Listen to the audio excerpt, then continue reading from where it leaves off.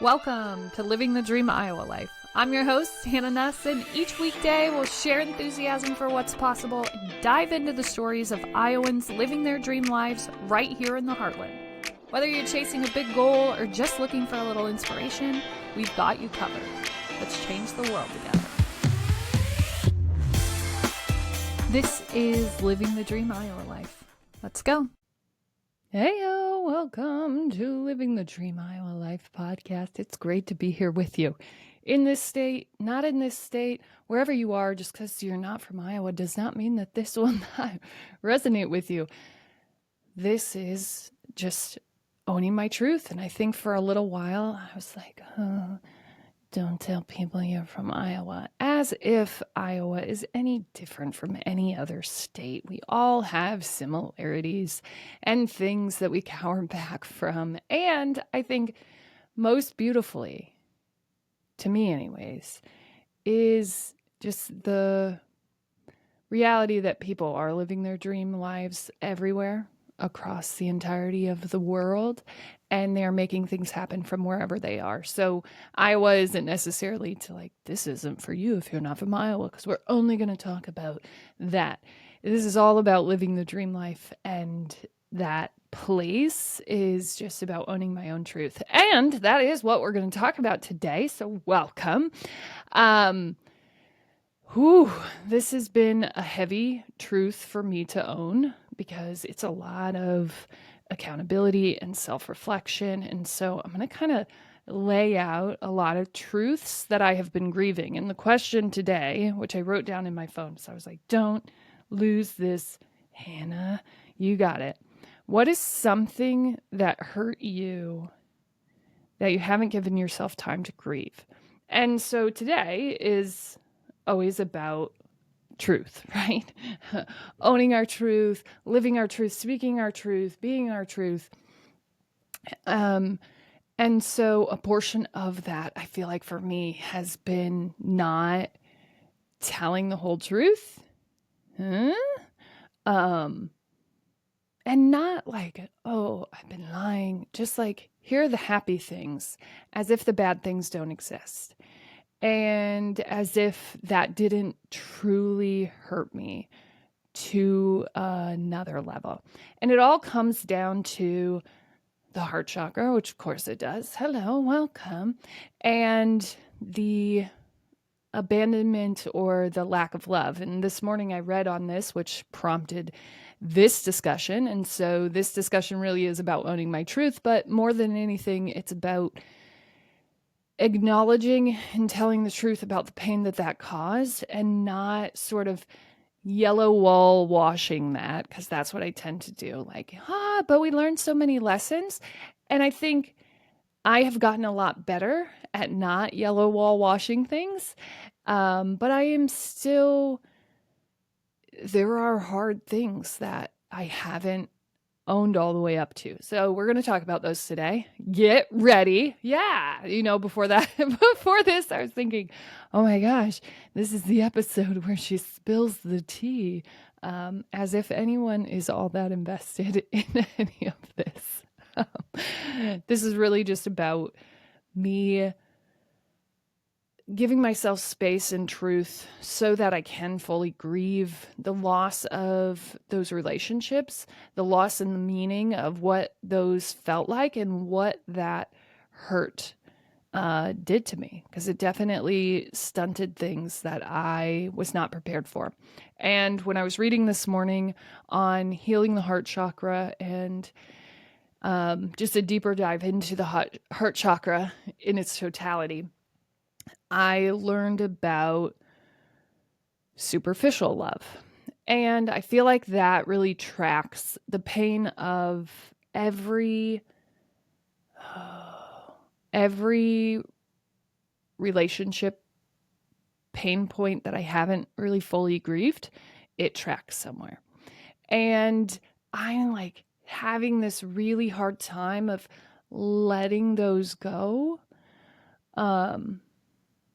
And just being okay with the fact that it is going to just be superficial, because I want more for those people. I want more for the relationship that I thought that we would have when I played it all the way out. I wanted more for that, and that isn't what is meant for this moment. Right? And I don't know what will come around, but for right now, where all things sit, that is not where things ended. And I have to allow myself to grieve that and not optimistically hold on, hoping that they'll come back around. So, on the topic of superficial love and that thought, I wish I would have brought my book up. Come on.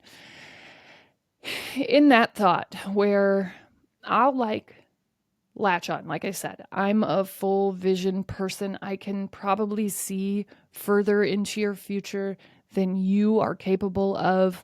When you tell me something, I can draw the line all the way through. I can connect all the dots all the way back and why this would make full sense. I don't know how, but I can. And it probably takes, if you're pretty open, and I can tell people who are closed and not ready to have that trusting kind of energetic relationship with me, I can tell when that is closed and I can tell when it opens up. And when it opens up, all of a sudden there is just like this energy exchange, and I can see where you're going, how you're going to get there, why this all makes sense for the entirety of who you've been. Even if I don't know the specifics of why this makes sense, I can draw lines to something. Like I know kind of how the map connects. So when I enter into a relationship, and now I am very specific about those relationships, but before, right, I was yellow streamer energy, like anyone, anytime, all the time, let's go. I don't even care how you show up or who you are or how you act. Like, I'm just open. I'm open. I want relationships. And I think that comes from a root of really coming from that superficial love place, never really knowing what is true, deep, meaningful love and what is just transactional. And I think as my siblings and I aged, we started having that relationship. We sort of built that foundation amongst each other as I was loved by my husband's family. I started to understand that non-transactional love, but because I wasn't really rooted in any of those relationships, I was still rooting in work. And so my first sort of outside of self, outside of family root was to, well, my first boss, and I absolutely still love her dearly. She was a true, beautiful, non-transactional love human being. And I could tell that I was loving different because I had sort of been offered this option to, I don't know if oust her was the right word, but like remove her and step into her role. And I was like, no. I love this person. I love this relationship, and I love and honor that more than this job. And so I would leave that job, even though there were like many opportunities for me to climb and move. And I was just like, that's not it. Like, I'm not here to climb ladders and step on people's faces to do so. I'm not. And if it comes down to that friendship, that love, that relationship wins. Period. And so I left that job and maintain that relationship with her. She was one of the first people to do a bulk gift order with me when I opened my shop. She will pop in time to time, and that was love. And it impacted me so much that I changed my trajectory completely because I knew that I could take over and I could stay where I was at and I could kind of move her and I didn't have to question that relationship because I was better and that's what they were saying. And I was like, I can't do that. Not at the risk of this relationship. That is more important to me. And so I went and found a new job. And then my next boss, I mean, I felt like thick as thieves. We constantly had these amazing, like, imagination sessions, these amazing invention sessions. She believed in me. It was a really beautiful relationship. We connected so deeply. I would say, I mean, I felt like she believed in me. She was pushing me. She wanted more for me than she even wanted for herself. It was a really beautiful relationship. I was so happy to be working for her and with her. And I felt like, man, we are like a dynamic duo. This is it. This is amazing. And I don't know what shifted there. I had started this podcast and I was unaware that she continued listening, I guess. Um, but she did. And I'm sure that I said some hurtful things as I was exploring what life looked like, what I wanted out of life. And I explored that very openly on this format. And so somewhere along that line, our rhythm changed. She knew all these things that I was doing. She didn't ever say that that was a problem or mention anything. And then all of a sudden, it was like, hey, you need to come in here. Hey, if you don't stop podcasting, you will no longer have a job here. And I was like, oh, wait, what? And I think for me, right, most people are looking at that very objectively. Oh, well, you would lose your job. That's the pain. That's what you're grieving. For me, it was like, I was going to say it was the loss of that relationship, but I think it was the non-trust in the love that I had for this person, that like, if it came down to it, I would not have stepped on your face. I would have left before that because I valued this relationship more than that. And I think it was kind of conflicting because here I am sort of renouncing everything that this position kind of is. And I'm sure that was hurtful to listen to, but it wasn't renouncing her or any of the things that she had done for me. I was trying to make this work as much as I possibly could. And I think the true pain and grief really sat in the truth that I wouldn't have done that. And the fact that maybe she didn't trust that. And I think today that truth, owning that truth, saying those things out loud and just allowing myself to grieve and give myself space, because that was someone that I cared for a lot. Someone that I had big plans for. I really thought like we were going to be going to all these healthcare things. We were going to be talking about how we had changed the landscape of healthcare. And I was so excited for that future for us, because she was and still is like a powerhouse, such a woman that I looked up to. I think that got cloudy as I started to sort of pick through all of the things that had built me to the place that I was. And I'm sure that was conflicting for her too. And I haven't really said that truth out loud, that I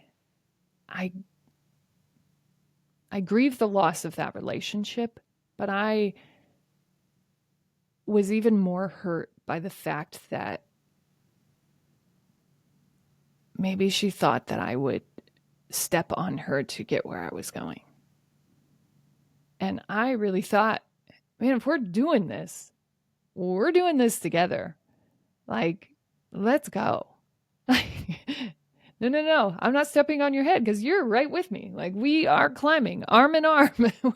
we can't get up there without one another. And that was what I felt like we had. And so when that was sort of cut off as coldly as it was, and I don't know what pressures she was under or any of the sort of bubbling up underbelly of all of that, I don't know. But it hurt really bad. So much so that I like cried in my home office for weeks on end, that it took me an entire year to recover from the pain of that loss, to recover from the pain and the loss of that identity being so abruptly swept out from under me. And I know that I had it all coming. I do. I fully understand that. I know you can't air all of your grievances on a public forum and not expect it to come back to you in some way. But I do think the biggest pain was the loss of that love and the loss of that trust somewhere, that I would not be that person. That when it came down to that, I would have always chosen our relationship. You know, if there was ever a, which path do you take? The path where you get everything that you want, or the path where you stay true and love the people that are around you? You know, that old high school musical moment where it's like, I can go with Sharpay and I can be on the college basketball team and all the alumni love me and it's so amazing. We've been watching that lately. Or I'm a wildcat and we're the Wildcats and we sing the songs and we're awesome. And I'm going to choose that path because this is real love. This is superficial. And I understand if you're being loved from a superficial place just because of how much of that love I was given growing up. I understand that if you're being loved from a superficial place, it is really hard to acknowledge that other people might not be loving from that same place. It can feel like everyone is like that. There is no one that you can trust. Save yourself, right? And so if we're Troy Bolton and we haven't been loved appropriately and we haven't moved up all of our chakras and we don't know what true love is, when we have that moment, we go, oh, I got to look out for myself. I got to go for number one. I got to be building for my future. Wildcats, screw that. I'm not into that. I can't practice with you guys. I got to do this. I got to do that. Hey, Sharpay, let's sing a song. Let's do the things. Wildcats, what? I don't even know you. I'm way better than you. I'm this New Mexico college. I'm playing with those alumni. They make me feel good. They make me feel awesome. I'm doing that. I'm living that life. And then it's like, but this is your truth of this moment right now. Right? And probably the biggest truth that shifted was I had started honoring this new truth, which was this podcast, which was this new path that I was going to choose. And choosing did mean kind of abandoning the truth of, right, the Wildcats. Like, even though that was the moment that I was in. And I think my boss did the right thing. She forced me to make a decision. I probably never would have. And so I do think at the end of the day, that was the ultimate form of love, which I just wrote in my second book. Like, I think she loved me the best way that she possibly could because she released me. And the way that she had to do it, right? Like, it had to be cold. It had to, because if it was this loving relationship that we had developed, I think I would have continued trying to like choose the Wildcats. And there could be no more choosing the Wildcats. Like, it was time to graduate. And that abandoned journey, that was heavy. That was grief-filled. That was a lot of burnings and seances and dark energies. And it was tough. It was, Book 2 It's heavy. I'm telling you. And that is a piece of that because that really is when I left that journey. And I think every time that I write and finish writing the book, I have that final kind of release of that lesson, is what I call it. And so this year, of course, I come up against this same sort of superficial love moment where, like, I am abandoned, but I had really invested in that love from a true place. And I really saw that all the way through. And I mean, same plan. Like, let's latch our arms. We can climb this together. There is no need for one of us to like step on the other to get up there. We can do this together. It's going to be beautiful. And I had this, what I thought was this really beautiful relationship and moment in building the things that I was building with local. And I felt so cared for and loved, and almost to this place of like, gosh, you feel like family. And I felt that about my two bosses. And I kind of felt that like true love for a little bit, only to then realize like this was superficial, this was transactional, and it wasn't for me. And same as my boss, like, I know that you can't trust that. I know that you weren't in a place where you could trust that I wasn't just going to step on your face and keep climbing the ladder, because I probably seem like someone who absolutely would do that. And I was loved from that place. So I do get it. I do get that superficial feeling of there really is no depth here. And so, I think true to my being, there's always that want of that higher rising, of like, I can see the beauty of your life. I know you can't see it, but like, I always have that want to just, let's climb the ladder together. Let's go on this journey together. You can get there. You can, but we have to stay close, because some part of me knows that there is light in me that most people just don't have. That, I mean, my sister just sent this to me the other day, like, find your yellow. Who is your yellow person who you can always count on to like bring light and love to the situation? And like, that is me. And we can stay close to that, and we can trust that. And like, it's okay to trust that there will be light and love and ease and abundance. Like, it's okay to lean fully into that. And I think, that's my truth, but that definitely is a truth that we can resent and reject. And I think in the trickles of all of this, that sort of is the underlying current of all of that, is like essentially the rejection of me climbing that ladder alongside of you is the rejection of the truth of who I am.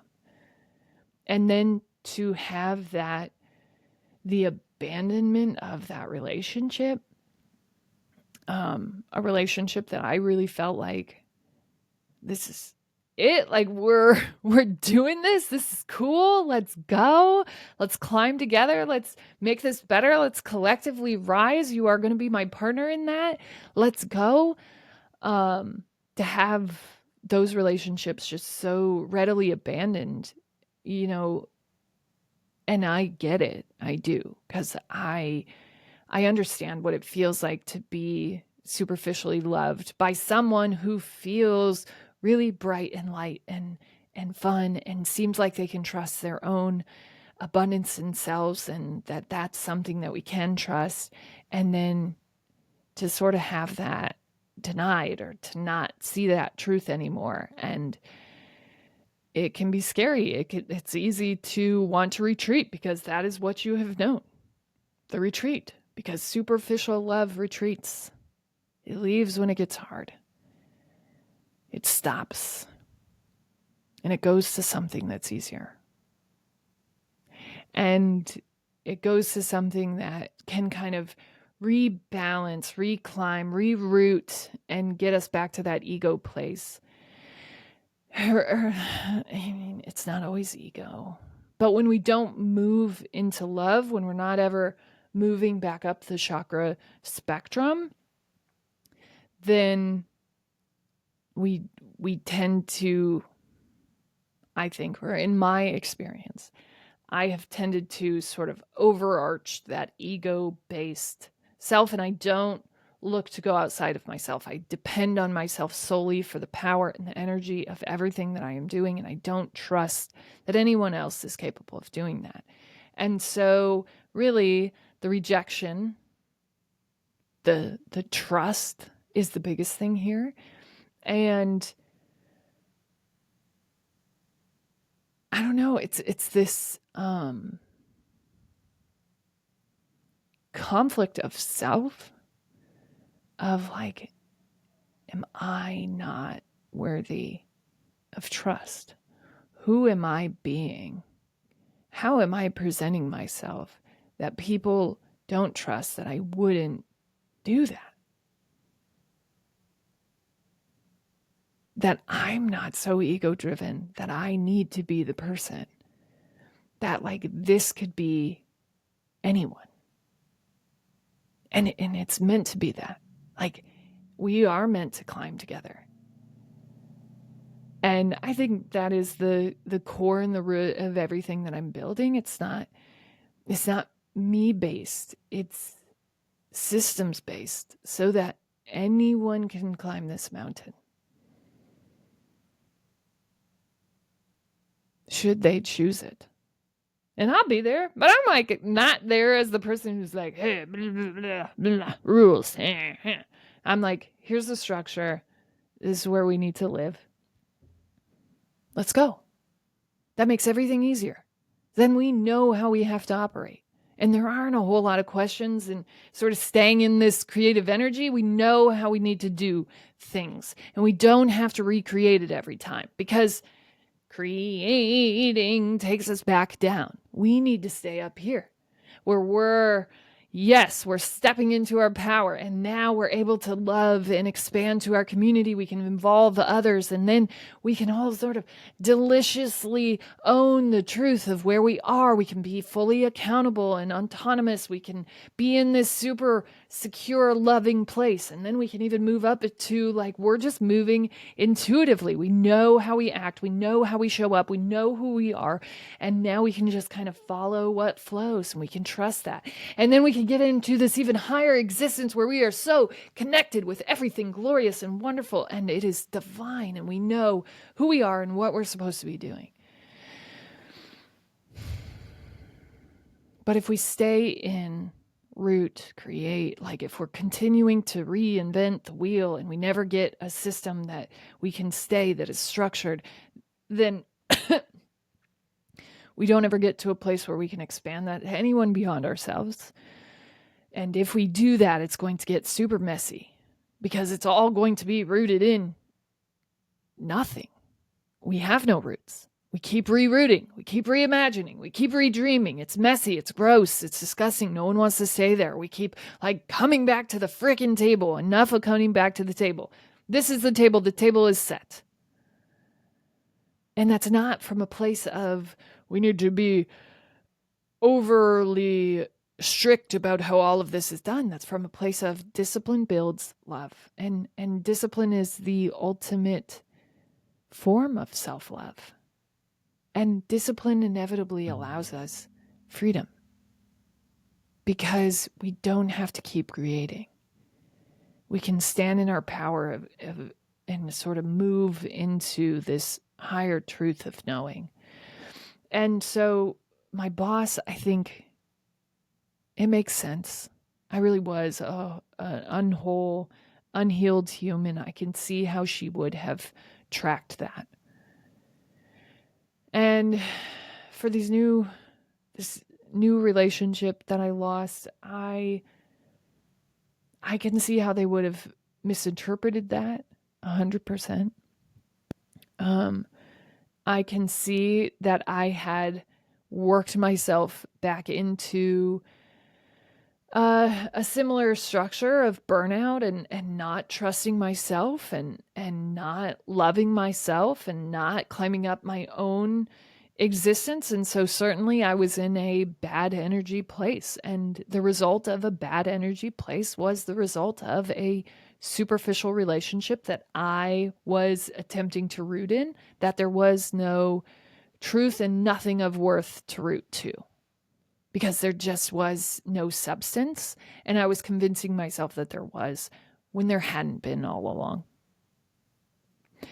And I think today, owning that truth and giving myself space to admit those things, admit that the truth is it really hurt, that people didn't trust who I know I am. They couldn't trust and believe in the abundance and ease and divinity of what it is that I am, because that was what I had experienced with myself. The truth that I was hurt by that, I am hurt by that, that it has been a very tough year, that it has been a tough number of years as I questioned whether or not I am that person, as I questioned whether or not I am good, whether or not I wavered in that. And I think the truth of all of those things is that when we are not loving ourselves appropriately, when we are not taking that time to invest in ourselves, then it is superficial. And the result of that superficial love is the attraction of the same. And when I am loving myself well and right, I can allow others to do the same. And they can see that I have that love for myself. And the people that don't fit that don't stay. And I really think at the end of the day, the truth of those relationships ending was me choosing myself, me choosing my truth, me loving myself, and people who couldn't do the same for themselves. And so those relationships didn't end because I am bad. They ended because I chose good. And they chose me probably in the bad. That was where our relationship was rooted. And that's not my root. That was a superficial root. So you were trying to root to something that wasn't true to my core being. And so that relationship had to end because I am not that. That is not my truth, even if it is yours. As always, you're smart, you're strong, you're beautiful. What are you going to do? Change the world.